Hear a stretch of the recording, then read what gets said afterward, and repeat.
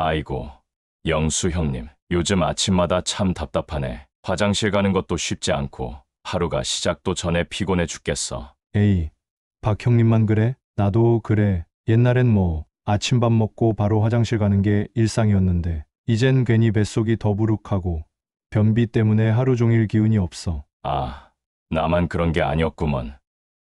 나이 들어서 그런 건지 도대체 어떻게 해야 좀 시원하게 살 수 있을지 모르겠어. 병원은 귀찮고 약도 이제 효과 없는 것 같고. 근데 박 형님, 요즘 나 진짜 신기한 거 하나 시작했어. 별거 아닌데 이거 하고 나서부터 속이 한결 편해진 거 있지. 진짜 뭔데? 형님, 제발 좀 알려줘. 나도 하루만 좀 시원하게 보내봤으면 소원이 없겠다니까. 여러분도 혹시 매일 아침마다 화장실이 두렵고 속이 답답해서 하루가 괴로우신가요? 지금부터 두 분이 어떻게 변했는지, 그리고 80대에도 활기차게 사는 진짜 비밀, 지금 영상에서 공개합니다. 영상 아래에 있는 구독과 좋아요를 눌러주세요. 오늘 이 영상 어쩌면 여러분 인생의 소화 문제를 완전히 바꿔줄 수 있습니다. 예전엔 아무렇지 않게 느꼈던 일상, 요즘은 사소한 소화 문제나 변비, 피로감이 하루를 망칠 때가 있지 않으신가요? 그런데 정말 신기하게도 84세가 넘은 분들이 아침마다 속이 시원하고 하루 종일 활력이 넘친다며 활짝 웃으시는 걸 저는 실제로 봤습니다. 이분들은 비싼 약도 특별한 건강식도 아니었습니다. 단 하나, 따뜻한 물을 하루 3번 마시는 것, 믿기지 않으시죠? 저 역시 그게 정말 효과가 있을까? 의심했습니다. 하지만 38년간 소화기 환자들을 진료하며 알게 된 사실은 따뜻한 물 한 잔이 몸 전체를 바꾼다는 겁니다. 누구나 할 수 있고 돈도 거의 들지 않고 정말 간단하지만 효과는 놀라운 이 작은 실천. 이것만으로도 변비, 위장병, 만성 피로, 심지어 피부까지 새롭게 바뀐 분들의 실제 이야기가 쏟아지고 있습니다. 저는 서울 38년째 진료를 해온 소화기 내과 전문의 김지훈입니다. 오늘 영상에서는 제가 직접 하고 수많은 환자분들이 실제로 좋아진 따뜻한 물 마시기 6가지 핵심 실천법을 따뜻한 조언과 함께 차근차근 알려드릴 겁니다. 이 영상을 끝까지 보시면 나도 내일 아침부터 해볼 수 있겠다는 용기와 나도 다시 건강해질 수 있구나 라는 희망을 꼭 느끼실 수 있을 겁니다. 건강은 멀리 있지 않습니다. 여러분의 주방, 작은 컵, 그리고 하루 3번의 따뜻한 물 속에 있습니다. 이야기를 시작하기 전에 아래 영상에 있는 구독과 좋아요를 눌러주시고 알림 설정으로 지혜를 함께 나누어 가시길 바랍니다. 구독과 좋아요는 무료입니다. 먼저 첫 번째는 왜 따뜻한 물 마시기가 그렇게까지 효과적인지에 대한 이야기입니다. 따뜻한 물 마시기는 너무 흔해서 오히려 지나치기 쉬운 건강 습관입니다. 하지만 그 단순한 습관 하나가 삶의 질을 완전히 바꿔놓는 경우를 수도 없이 보아왔습니다. 76세 박영희 어르신은 매년 심한 변비와 폭통으로 병원을 자주 찾으시던 분이었습니다. 약을 먹으면 조금 나아졌다가 다시 재발하기를 반복하셨죠. 그러던 어느 날 불쑥 이런 말씀을 하셨습니다. 선생님, 평생 이렇게 약 먹으며 살아야 하나요? 그 질문에 대답하며 권했던 것이 바로 따뜻한 물 마시기였습니다. 아침에 일어나자마자 공복에 따뜻한 물 한 컵, 점심 식사 30분 전 한 컵, 저녁 자기 전 한 컵만 해보세요. 물은 뜨겁지 않게 40도 정도로 따뜻하게 마시는 것이 중요합니다. 처음엔 고개를 갸웃하시던 어르신이 일주일 뒤엔 웃으며 오셨습니다. 신기하게도 화장실에 매일 가요. 아침에 일어나면 자연스럽게 가고 싶어지고 속이 묵직하던 느낌도 없어졌어요. 그 어르신은 그 후로 3년간 병원에 거의 오지 않으셨습니다. 별것 아닌 것 같지만 이런 변화가 결코 드문 일이 아닙니다. 따뜻한 물 마시기의 효과는 과학적으로도 뒷받침됩니다. 따뜻한 물은 우리 몸의 체온과 유사한 온도를 유지하면 위장관의 혈액순환을 촉진하고 소화를 돕는 효소의 활동을 활성화시킵니다. 실제로 의학저널이나 건강 포털 사이트에서도 따뜻한 물 마시기가 소화 개선과 변비 완화에 효과적이라는 전문가들의 조언이 반복해서 소개되고 있습니다.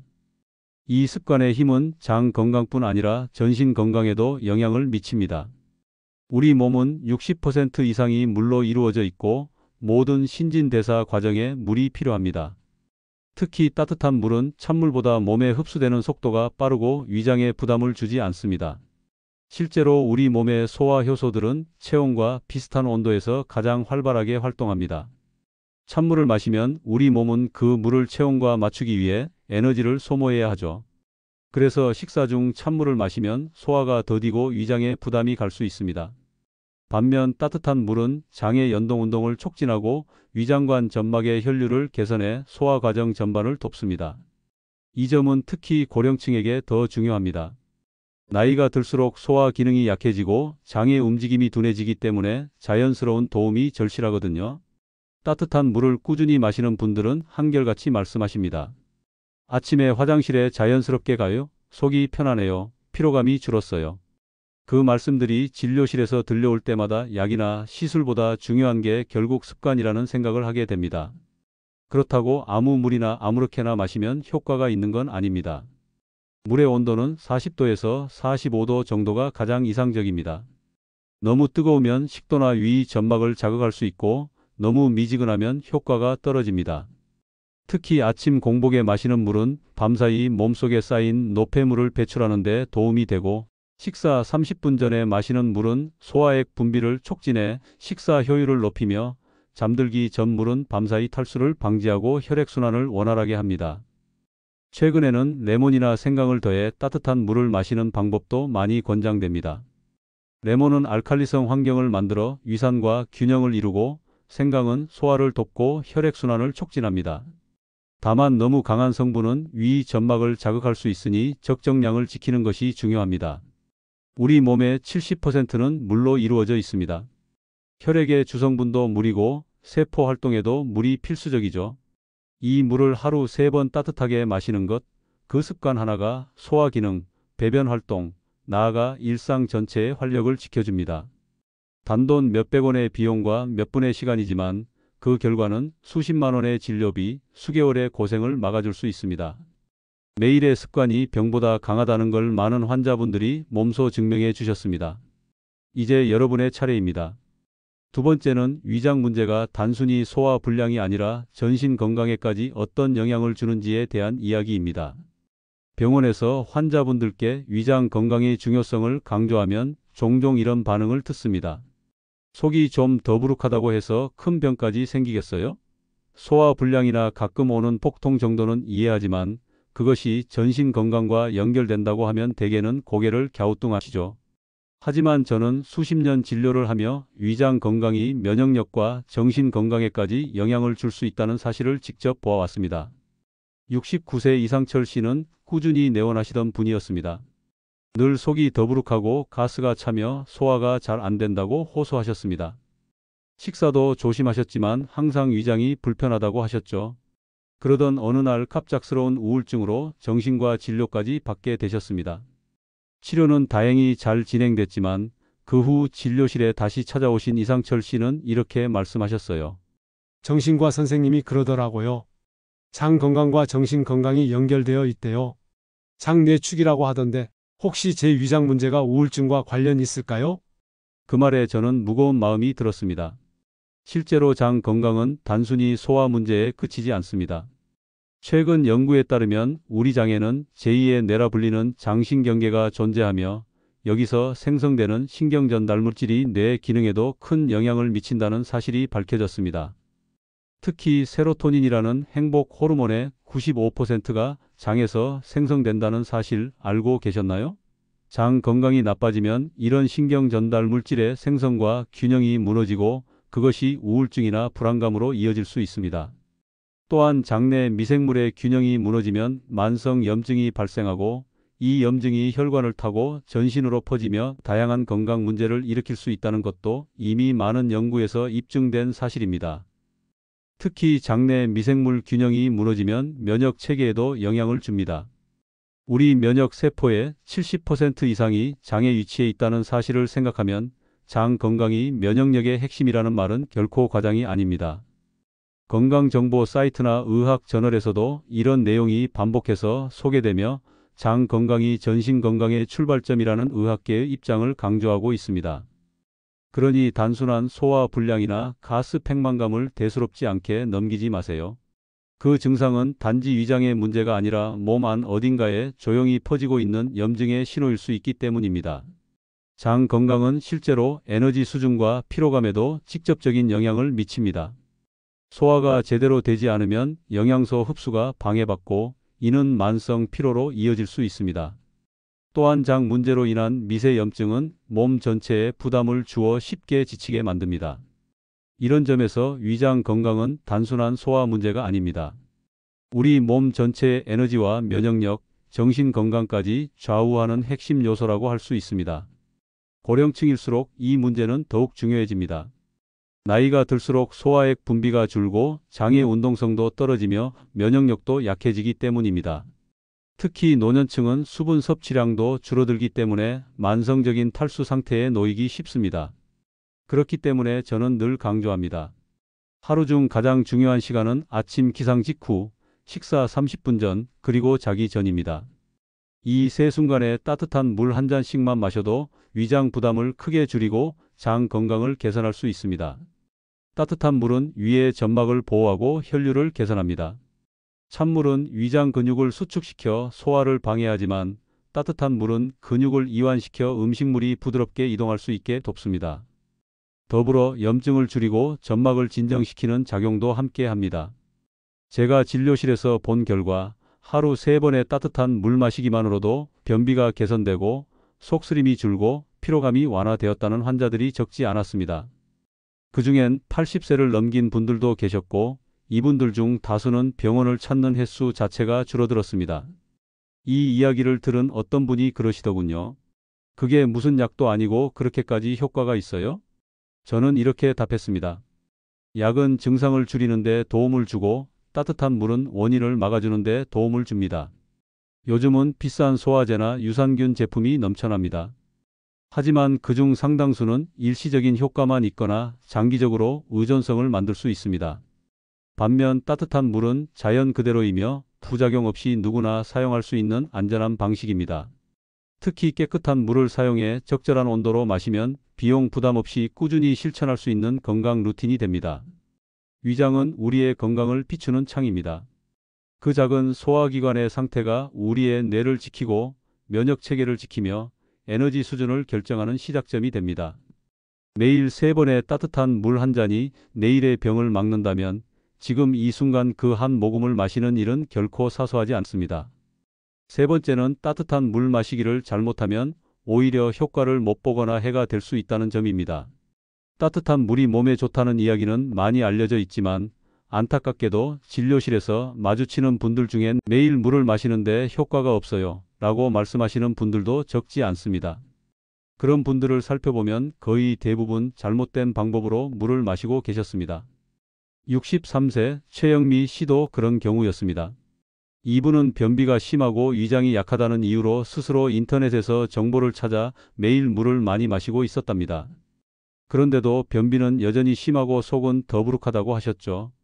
제가 자세히 여쭤보니 아침에 찬물 한 컵 마시고 식사 중에 물을 많이 마셔요. 하루에 2리터는 마시는 것 같아요. 이야기를 듣자마자 고개가 절로 끄덕여졌습니다. 좋다는 것도 잘못하면 효과가 없고 오히려 역효과가 날 수 있다는 전형적인 사례였습니다.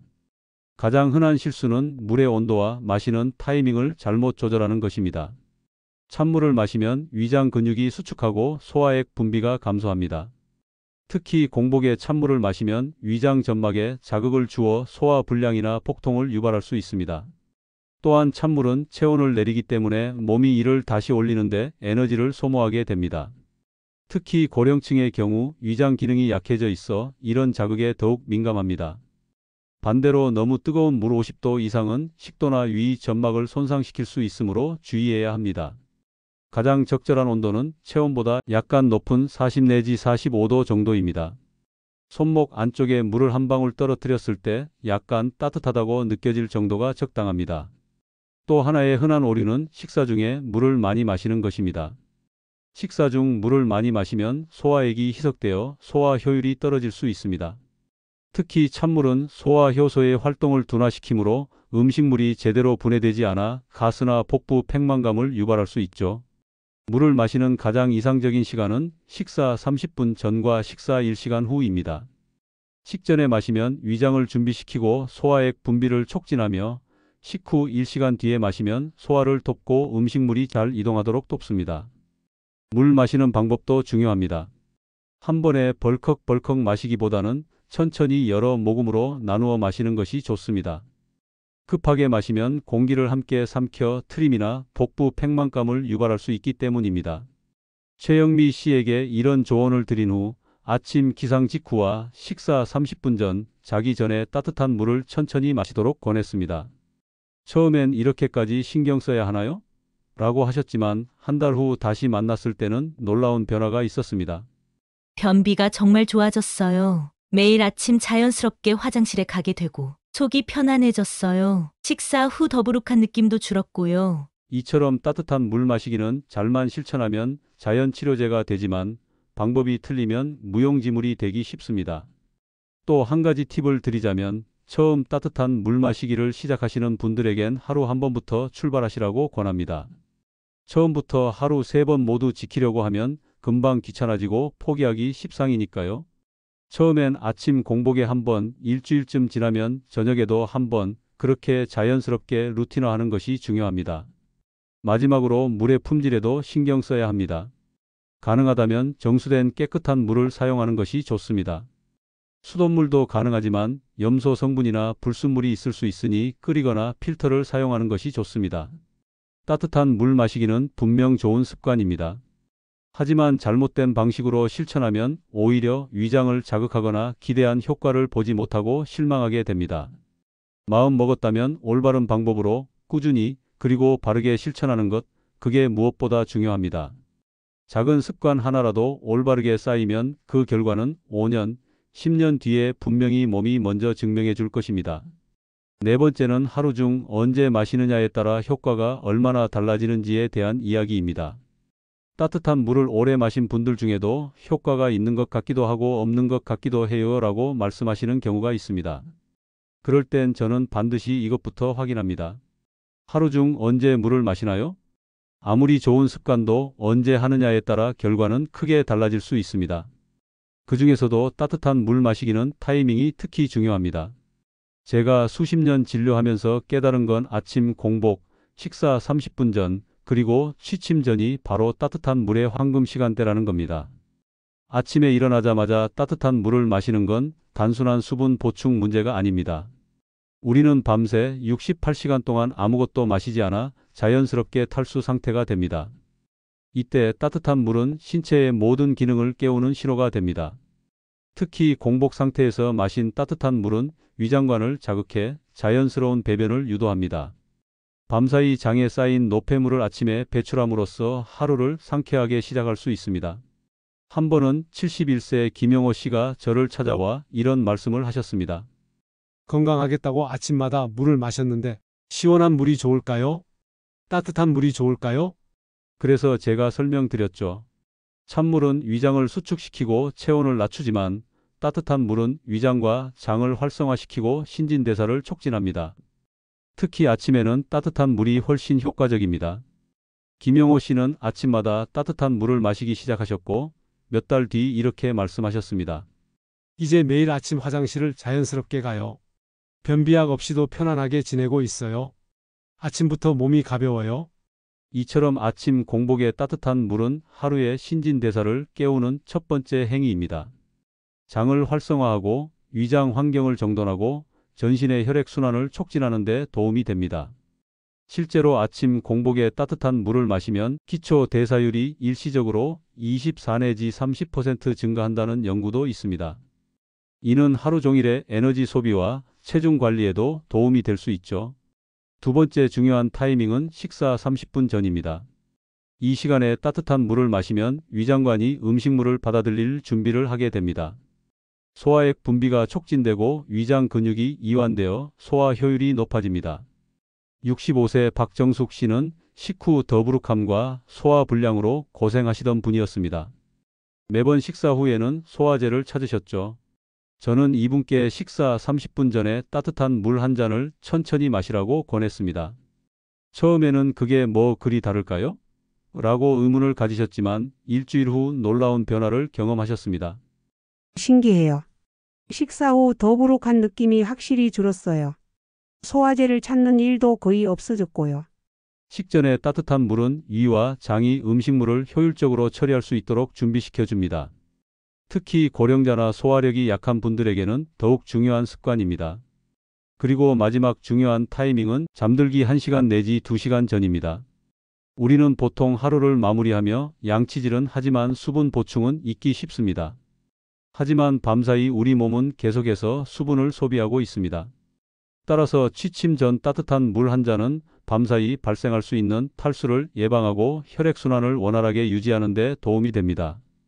또한 신장이 노폐물을 걸러내는 작업도 원활하게 이루어질 수 있도록 돕습니다. 여기서 중요한 건 취침 직전이 아니라 1시간 내지 2시간 전에 마시는 것입니다. 취침 직전에 마시면 밤중에 화장실을 가야 할 수도 있어 수면을 방해할 수 있거든요. 외출 후 귀가 시에도 따뜻한 물 한 잔은 매우 유효합니다. 특히 대중교통이나 사람이 많은 곳을 다녀온 후라면 손을 씻는 것만큼 따뜻한 물로 내부도 씻어내는 것이 중요합니다. 58세 이미경 씨는 백화점에서 일하시는 분인데 늘 피로감과 잦은 감기로 고생하셨습니다. 영양제를 먹어도 큰 효과가 없었다고 합니다. 제가 제안드린 건 간단했습니다. 퇴근 후 집에 들어오자마자 손 씻고 따뜻한 물 한 잔 먼저 마셔보세요. 그렇게 2주만 실천하고 다시 오신 날 이미경 씨는 얼굴에 생기가 돌았습니다. 피로감이 확실히 줄었어요. 이제 퇴근하면 물부터 따뜻하게 데워 마셔요. 밖에서 얻은 피로가 씻겨 내려가는 느낌이에요. 이처럼 일상 속 특정 시간대에 따뜻한 물을 마시는 것만으로도 소화불량, 변비, 피로감 같은 증상이 눈에 띄게 줄어드는 경우를 정말 많이 보았습니다. 하루 중 언제 물을 마시느냐에 따라 그 효과는 완전히 달라집니다. 가장 효과적인 시간은 다음과 같습니다. 1. 아침에 일어나자마자 밤새 탈수된 몸에 수분을 공급하고 장 활동을 촉진. 2. 식사 30분 전 소화액 분비를 촉진하고 위장을 준비시킴. 3. 식후 1시간 후 소화를 돕고 영양소 흡수를 촉진. 4. 취침 12시간 전 밤사이 탈수를 예방하고 노폐물 배출을 도움. 이렇게 하루 4번 상황에 맞게 타이밍을 잡아 실천하면 따뜻한 물 한 잔만으로도 위장 건강은 물론 몸 전체의 활력까지 함께 관리하실 수 있습니다. 혹시 매일 물을 마시고 있는데도 큰 변화가 없다고 느끼셨다면 언제 마시고 있는지를 먼저 되돌아보시기 바랍니다. 같은 행동도 적절한 타이밍에 하면 효과는 전혀 다르게 나타납니다. 습관이란 건 행동 자체도 중요하지만 그 행동이 삶의 어떤 순간에 들어가 있느냐가 더 중요하다고 저는 믿습니다. 따뜻한 물 마시기가 단순한 건강 팁이 아니라 여러분의 하루를 바꾸는 작은 의식이 되길 바랍니다.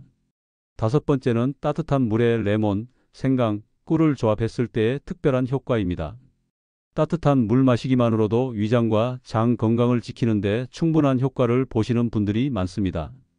그런데 가끔은 왜 나는 그렇게까지 효과가 없을까 하시는 분들도 계세요. 이럴 땐 저는 따뜻한 물 습관을 증상에 맞게 약간 변형해 볼 것을 제안드립니다. 따뜻한 물에 특정 재료를 조금만 더하면 효과가 훨씬 배가 되는 경우가 있기 때문이죠.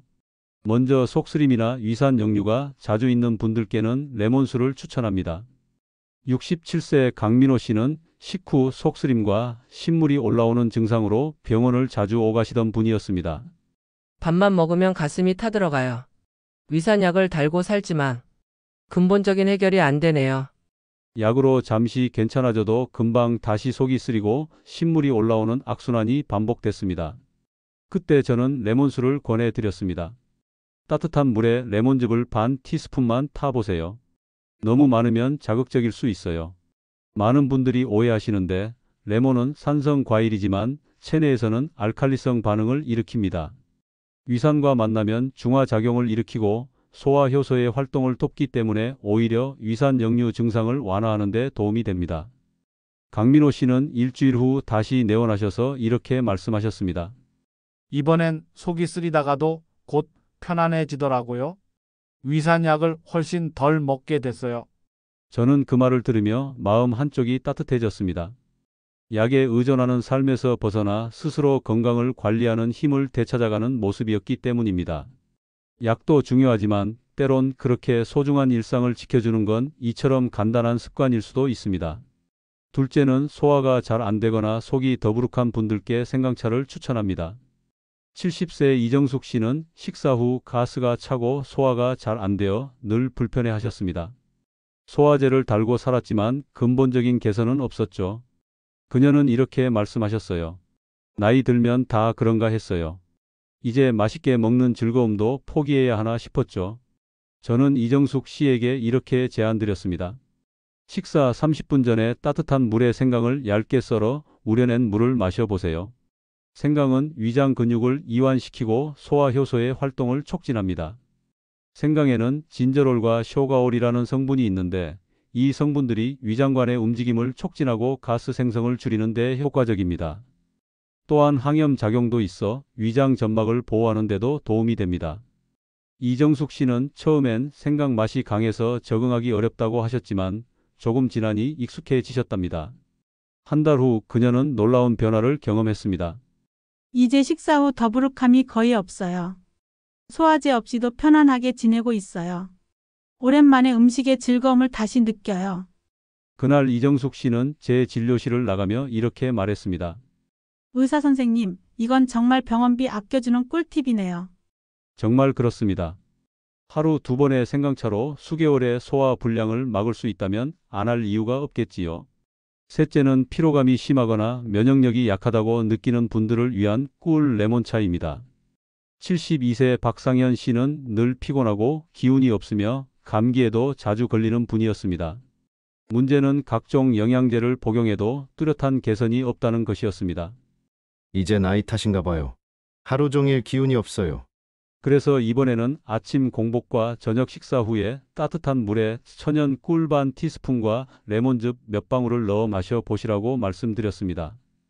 꿀은 자연적인 에너지원으로 빠르게 흡수되고 항산화 물질과 비타민이 풍부해 면역력을 높이는 데 도움이 됩니다. 레몬은 비타민C가 풍부해 면역 체계를 강화하고 에너지 대사를 촉진합니다. 박상현 씨는 이후 놀라운 변화를 경험하셨습니다. 몸이 훨씬 가벼워졌어요.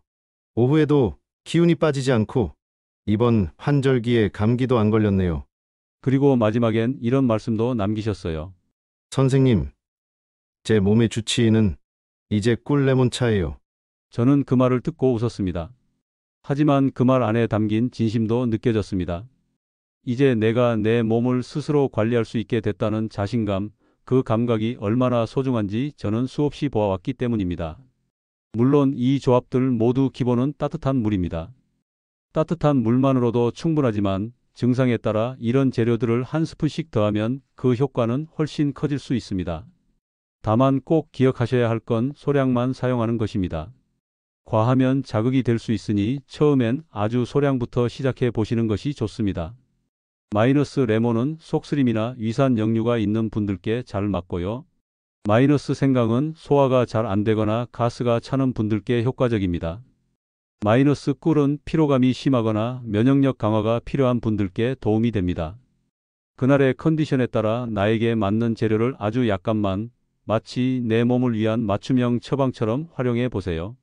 병원에 오시는 걸 줄이는 것만이 능사는 아닙니다. 병원에 올 필요가 없는 몸을 만들어 드리는 것, 그게 제가 38년 넘게 가장 소중히 여겨온 의사의 역할이었습니다. 이 조합들 역시 그 작은 길목 중 하나가 될 수 있다고 저는 믿습니다. 6번째는 따뜻한 물 대신 약용차를 사용할 때 반드시 알아야 할 중요한 정보입니다. 따뜻한 물이 좋다는 건 이제 익히 알려진 사실입니다. 그런데 매번 물만 마시는 게 지루하다는 분들이 많습니다. 그래서 약용차나 허브티로 대체하시는 경우가 많죠. 그럴 땐 제가 늘 추천드리는 대안이 있습니다. 바로 약용차를 활용한 건강관리입니다. 다만 여기서 꼭 알아두셔야 할 점이 몇 가지 있습니다. 최근에 진료실에 오신 이민지 씨도 그런 경우였어요. 약용차를 마셔보려고 하는데 인터넷에 종류가 너무 많아서 헷갈려요. 그냥 편의점에서 파는 것도 효과가 있을까요? 이야기를 들어보니 평소 소화가 잘 안 되고 불면증도 있어서 허브티를 찾고 계셨더군요. 하지만 우려되는 점이 있었습니다. 이처럼 약용차는 좋은 대안이 될 수 있지만 모든 차가 모든 사람에게 맞는 건 아닙니다. 특히 기존에 복용 중인 약이 있거나 특정 질환이 있는 경우 주의해야 합니다. 가장 흔히 사용되는 약용차로는 녹차, 국화차, 페퍼민트티, 카모마일, 생강차, 계피차 등이 있습니다. 이들은 각각 다른 효능을 가지고 있어요. 녹차는 항산화 작용이 뛰어나지만 카페인이 있어 불면증이 있거나 혈압이 높은 분들은 주의해야 합니다. 특히 저녁에 마시면 수면을 방해할 수 있어요. 카모마일은 진정 효과가 있어 불면증에 도움이 되지만 아스피린 알레르기가 있는 분들은 피해야 합니다. 또한 혈액 희석제를 복용 중인 분들도 주의가 필요합니다. 페퍼민트티는 소화를 돕고 메스꺼움을 완화하지만 위산 역류가 있는 분들은 증상을 악화시킬 수 있습니다.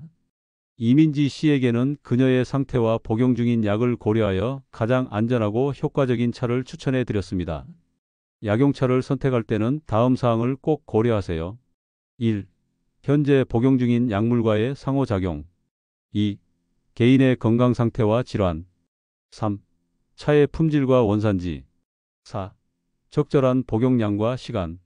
시중에는 수많은 약용차가 판매되고 있지만 품질 관리가 제대로 되지 않은 제품도 있습니다. 가능하다면 유기농 인증을 받은 제품이나 신뢰할 수 있는 브랜드의 제품을 선택하는 것이 좋습니다. 또한 약용차라고 해서 무제한으로 마셔도 되는 것은 아닙니다. 모든 약용 성분은 적정량이 있습니다. 예를 들어 녹차나 홍차는 하루 2-3잔 이내로 제한하는 것이 좋습니다. 약용차를 마실 때 가장 중요한 것은 꾸준함입니다. 한 번 마신다고 효과가 나타나지 않으며 보통 2-3주 정도 꾸준히 마셔야 효과를 볼 수 있습니다. 이민지 씨는 제 조언에 따라 저녁에는 카페인이 없는 카모마일 티를, 식사 후에는 생강차를 마시기 시작했습니다. 한 달 후 그녀는 놀라운 변화를 경험했습니다. 소화도 훨씬 잘 되고 잠도 더 잘 자게 됐어요. 무엇보다 차 마시는 시간 자체가 좋은 휴식이 되더라고요. 약용차는 단순히 약효뿐만 아니라 그 자체로 마음의 안정과 휴식을 주는 의식 리추얼이 됩니다. 천천히 차를 우리고 향을 맡고 조금씩 마시는 과정은 현대인의 바쁜 일상에서 중요한 쉼표가 될 수 있습니다. 또 하나 중요한 점은 약용차도 결국 물이 기본이라는 사실입니다. 양질의 깨끗한 물로 차를 우려야 그 효능을 제대로 얻을 수 있습니다. 수돗물을 사용한다면 반드시 끓여서 사용하세요. 더불어 약용차를 우릴 때 온도도 중요합니다. 녹차나 백차는 80도 정도의 물로, 홍차나 허브차는 90 내지 100도에 끓는 물로 우려야 최적의 맛과 효능을 얻을 수 있습니다. 지속적인 건강관리에 약용차를 활용하고 싶다면 자신의 체질과 건강 상태에 맞는 차를 찾는 것이 중요합니다. 필요하다면 의사나 한의사와 상담하여 자신에게 맞는 차를 추천받는 것도 좋은 방법입니다. 저는 환자분들께 늘 이런 말씀을 드립니다. 약용차는 약이 아니라 일상의 동반자입니다. 맛있게, 즐겁게, 그리고 꾸준히 마시는 것이 중요합니다. 약용차는 분명 건강에 도움이 되지만 그것이 전문적인 의료 처방을 대체할 수는 없습니다. 심각한 건강 문제가 있다면 반드시 의사와 상담하셔야 합니다. 약용차를 선택할 때는 자신의 건강 상태, 복용 중인 약물, 그리고 개인적인 기호를 모두 고려하여 신중하게 결정하세요. 그리고 무엇보다 중요한 것은 꾸준함입니다. 하루 2-3잔의 약용차가 몸과 마음의 균형을 찾아주는 작은 의식이 되길 바랍니다. 지금까지 말씀드린 내용 어떻게 들으셨나요? 어떻게 보면 너무 익숙해서 오히려 진지하게 생각해보지 않았던 따뜻한 물 마시기라는 말이 처음엔 너무 평범하게 들리셨을지도 모르겠습니다. 저는 38년 넘게 환자들을 진료해 오며 느낍니다. 몸이 먼저 보내는 신호는 늘 자꾸 조용하게 시작된다는 것. 위장이 잠깐 더부룩하거나 가끔 변비가 있거나 피로감이 살짝 느껴지는 정도를 별일 아니겠지 하며 넘기다 큰 병으로 이어지는 경우를 수없이 보아왔습니다. 하지만 반대로 아무것도 아닌 것처럼 보이던 하루 3번의 따뜻한 물 한 잔 습관 하나가 그 사람의 삶을 얼마나 건강하고 여유 있게 바꿔놓는지도 정말 많이 지켜봐 왔습니다. 혹시 이 영상을 보시면서 떠오르는 얼굴이 있으신가요? 소화가 안 돼 늘 고생하시는 부모님, 변비로 고통받는 친구, 만성 피로에 시달리는 배우자. 그분들께 이 영상을 꼭 공유해 주세요. 작은 실천 하나가 그분들의 몸과 마음을 바꾸는 계기가 될 수 있습니다. 이 모든 정보가 도움이 되셨다면 구독과 좋아요, 알림 설정으로 더 많은 건강 정보를 놓치지 마세요. 여러분의 한 번의 클릭이 더 많은 분들에게 이 지식이 전해질 수 있도록 도와줍니다. 그리고 오늘 영상을 끝까지 봐주신 여러분께 제가 진료실에서도 자주 전하는 말을 마지막으로 드리고 싶습니다. 좋은 약은 병을 낫게 하지만 좋은 습관은 인생을 건강하게 합니다. 약은 누가 주지만 습관은 내가 지키는 것입니다. 오늘 이 영상이 여러분의 몸을 살리고 또 누군가의 일상을 지켜주는 따뜻한 지혜가 되길 진심으로 바랍니다. 감사합니다.